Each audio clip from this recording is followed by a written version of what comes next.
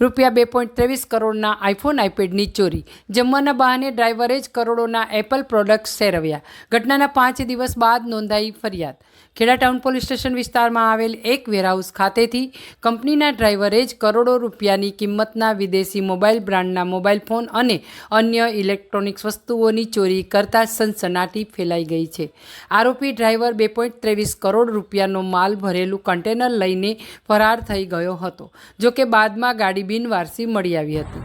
ફરિયાદીના જણાવ્યા અનુસાર મુંબઈ સ્થિત તેમની ટ્રાન્સપોર્ટ કંપની દ્વારા આઈફોન, આઈપેડ, એરફોન સહિતની કુલ 2.23,48,574ની કિંમતની મોબાઈલ કંપનીની પ્રોડક્ટ્સ એક કન્ટેનરમાં ભરીને મુંબઈથી ખેડા વેરહાઉસ સુધી લાવવામાં આવી હતી.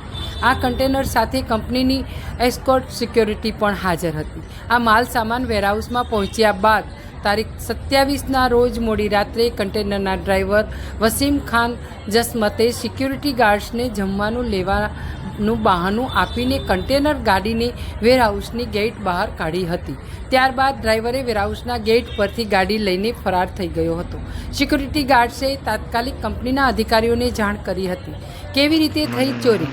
તારીખ 27ના રોજ સવારના 9:38 વાગ્યાની આસપાસ ડ્રાઈવરનું જીપીએસ લોકેશન બંધ થઈ ગયું હતું. જોકે બાદમાં જીપીએસ ટ્રેકિંગના આધારે આ બિનવારસી કન્ટેનર ગાડી હરિયાણા ગામની સીમા પાસેથી બિનવારસી મળી આવી હતી. કંપનીના અધિકારીઓએ તારીખ 28ના રોજ ખેડા વેરહાઉસ પર ગાડી લાવીને સીલ તોડીને તપાસ કરતા કન્ટેનરમાંથી એપલ કંપનીની કુલ 397 યુનિટ પ્રોડક્ટ્સ, જેમાં મુખ્યત્વે આઈફોન 16, આઈફોન 17, આઈફોન અને એરફોન હતા, તે ગાયબ જણાયા હતા. ચોરાયેલા માલની કિંમત 2.23 કરોડ આંકવામાં આવી હતી. પોલીસ કાર્યવાહી સમગ્ર ઘટના અંગે કંપનીના મેનેજર દ્વારા તારીખ 2 નવેમ્બરના રોજ ખેડા ટાઉન પોલીસ સ્ટેશનમાં ફરિયાદ દાખલ કરવામાં આવી છે. પોલીસે ડ્રાઈવર વિરુદ્ધ ગુનો નોંધીને તપાસના ચક્રો ગતિમાન કર્યા છે. આરોપી ડ્રાઈવરને પકડવા અને ચોરાયેલા કરોડોનો માલ સામાન જપ્ત કરવા માટે પોલીસે જુદી જુદી ટીમો બનાવીને તપાસ શરૂ કરી છે.